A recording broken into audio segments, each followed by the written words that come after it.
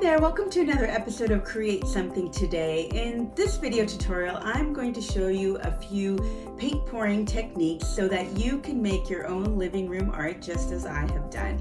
I will walk through the supplies, I'll walk through how to mix the paints, how to pour the paints, and finally how to glaze your final artwork. All the supplies that I have used in this tutorial are in the description below. And paint pouring is a lot of fun, so I hope you enjoy this project. Now, what inspired me to start this paint pouring project is this book called The Art of Paint Pouring. It's a great book. It's available on Amazon, and it just will walk you through the supplies that you'll need, some different techniques. I was inspired by these techniques, and I kind of blended some of the techniques introduced in this book and made up my own way of doing it. But definitely, if you want some inspiration, I highly recommend this book.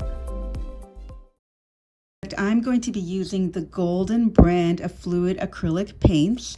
For my project, I'm primarily sticking to blue colors. I have a darker blue, a lighter blue, teal, and I'm going to mix that with some neutral colors like white, a lighter gold, as well as a darker gold. That's going to be my color palette. I'm also going to be using the Golden color pouring medium gloss. This also comes in a matte, but I just prefer gloss. I like my artwork to have that glossy shine to it. And this medium is what will be mixed with the paints.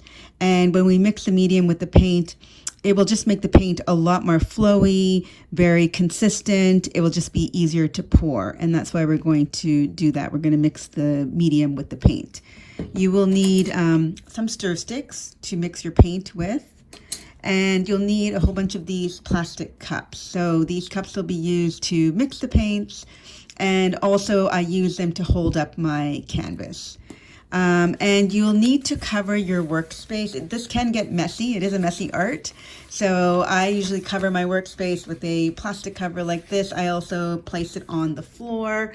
And, finally, as I said, it's a messy art. So definitely wear gloves when you're paint pouring, because you will find that your hands will get stained and full of paint. So I highly recommend using gloves.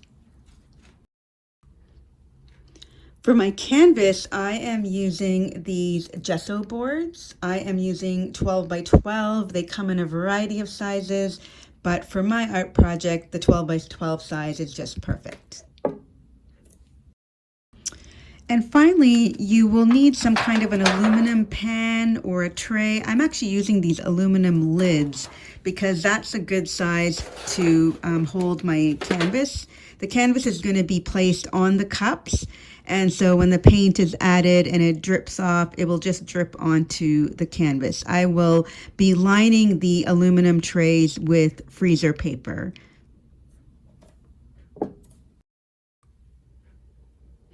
You'll definitely want to have a roll of paper towels and maybe some old rags to be there quickly. So if you have to clean up any spills or just wipe your hands or something. I also like to have a few paper plates so that as I am using my stir sticks to mix the paint and I need to take them out of the cups, I can lay them flat here and they're not going to mix with each other or color contaminate the other stir sticks.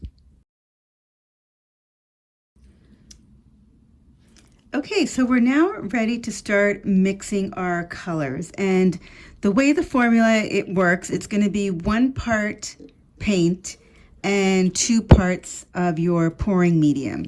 So I'm just eyeballing it. I'm not doing an exact measure. So I'm just going to roughly estimate 1 part of the paint. So essentially, if it kind of covers the bottom of the cup, and then 2 parts of the pouring medium. And then what you'll do is you'll mix it.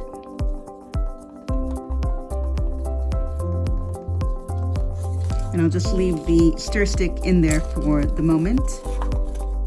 And I'll go ahead and finish adding the paints to the other cups and then mixing my medium in there.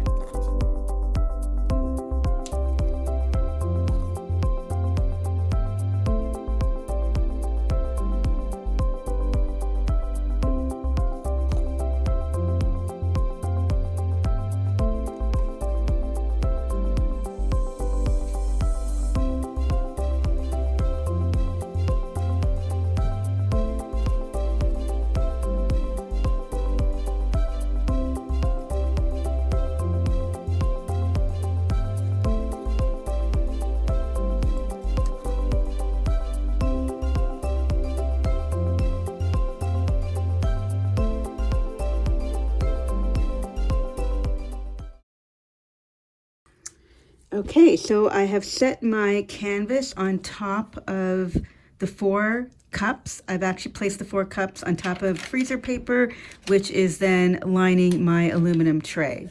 So as I pour the paint and it drips, it's going to drip all on the freezer paper and maybe onto the aluminum tray, and that's totally fine. So as you can see, I have mixed all my paints with the medium. I've removed all the stir sticks and placed them here on a plate so that if I need to use them again, they're right there. And I am going to start, for this first technique, I'm going to start with a dirty pour, and then I'm going to blend in some other techniques such as puddling. So I'm going to go through that and show you what I mean. So for the dirty pour, what this means is once you've mixed all your paints in individual cups, you just start to pour them into 1 cup, just like this. And you don't mix them yet, you just pour them, layer one on top of the other. I'm actually going to do all of these colors. You don't have to do all of them, you can just choose.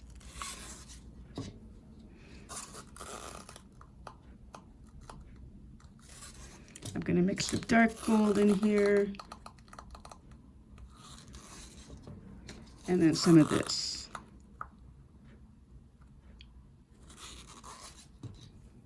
And I'm actually going to go back and add a little bit more of the lighter gold.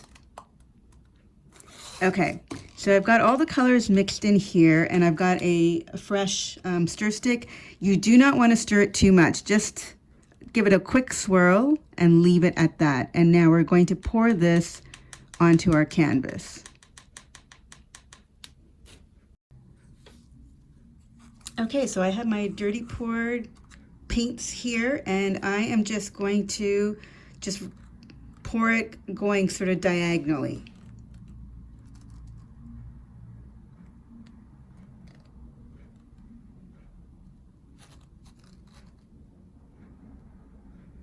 Okay, so that's my starting point, and now I'm just going to start to move the canvas and let the colors move and blend into each other.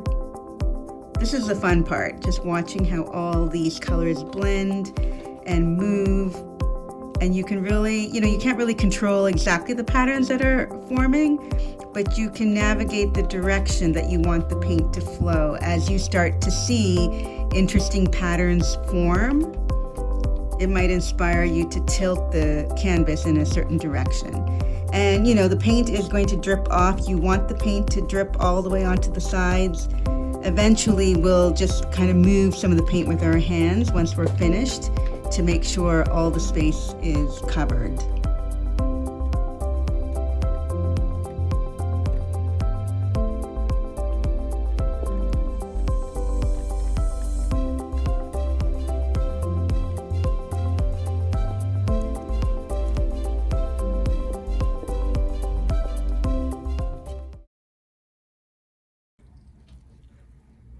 So for this first round, I feel like the paint has moved as much as it can right now. As it's drying, it's going to continue to move, but as far as me tilting the canvas, this might be as much as it can do right now. So there's still a lot of white space that I want to cover. So now I'm going to switch my technique. I'm going to do what's called puddling. So I'm just going to literally puddle the paint in certain areas.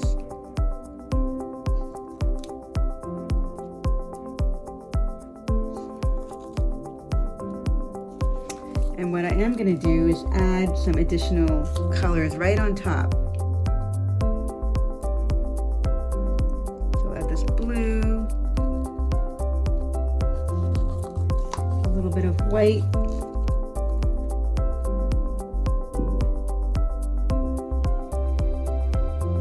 and then I'm going to add a splash of the dark blue. And then I'm going to start to move my canvas again and see what patterns form.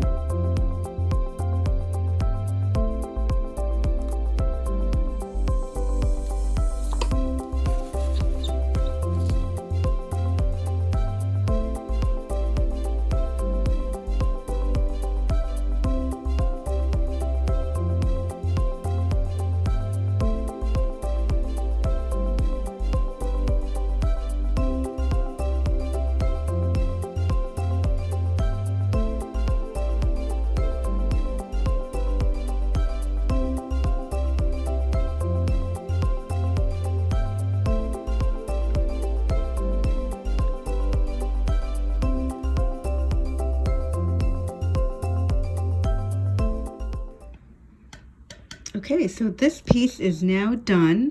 I'm just going to leave it overnight and let it dry.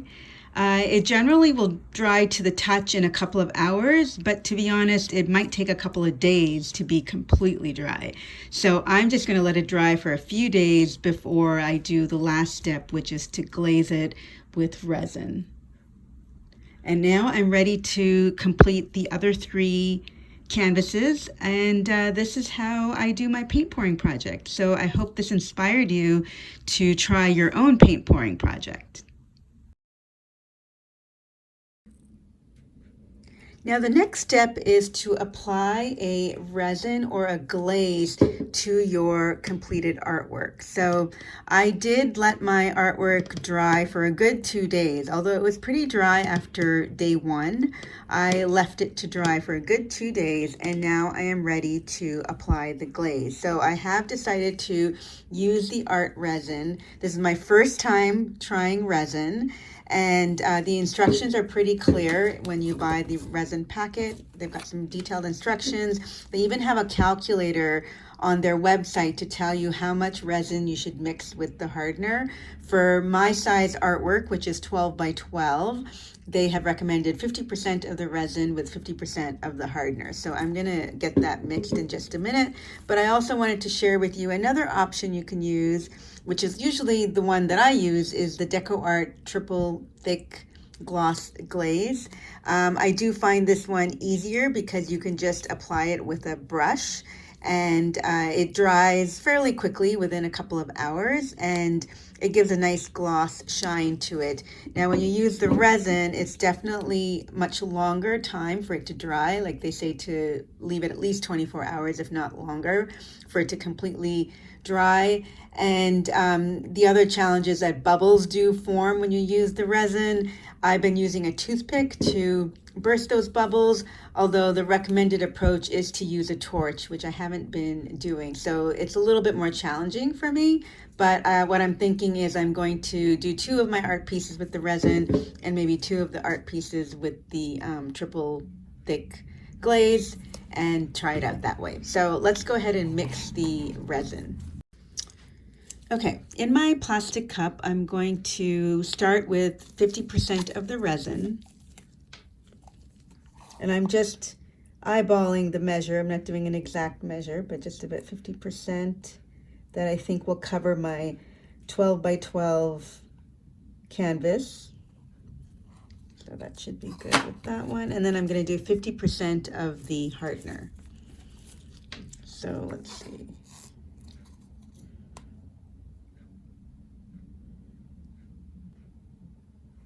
Okay, that's an approximate measure, and I want to make sure to close these.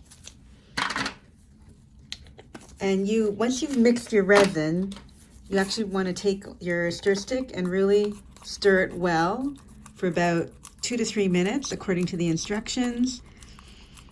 And then you have about 45 minutes to apply it to your artwork, where it will spread and not start to dry.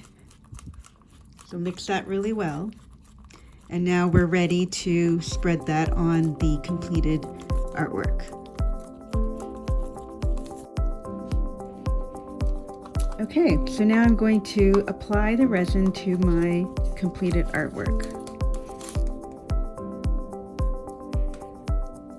And I'm just going to apply it evenly all over. And just spread it out. I'm going to use a mix of my gloved hands as well as a paintbrush. And this paintbrush is an old paintbrush. I likely will just throw it away once I'm done.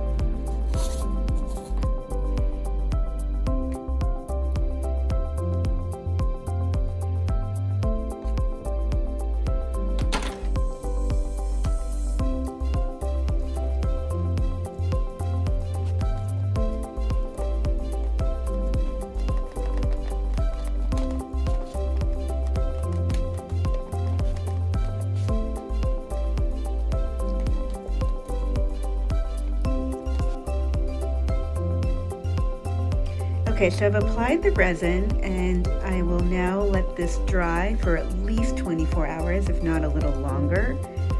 And what I do love about resin is that you get a really, really shiny coat, which I like that. But the con is that working with resin is definitely a little bit more challenging. Not only do you have to mix the resin with the hardener, you have to apply it. I had to actually mix it twice because I didn't mix enough the first time. So that was a little bit of a challenge. And you really have to make sure that no dust or anything gets on it while it is drying. Although I love the shine, I think for my next two pieces, I am going to use the gloss glaze instead. Now that won't be as shiny, but it will still have a nice shine to it. And hopefully that will balance. I'll have two with the resin and the high gloss, and then two that are a little bit less glossy. And hopefully when I hang all of that on my living room wall, it will all balance out and be okay. I ended up using resin on all 4 of my gesso boards. It was a messy process, but I'm really pleased with the outcome and how they look. They've got a really high gloss finish, and these have been drying now for 24 hours. They're completely dry. And now I'm gonna just let them dry a little bit longer, and I'm gonna be hanging them on my living room wall next. But I do wanna take a moment to show you the other alternative approach to glazing your artwork, which is to use the Americana glaze. So I will show you that next.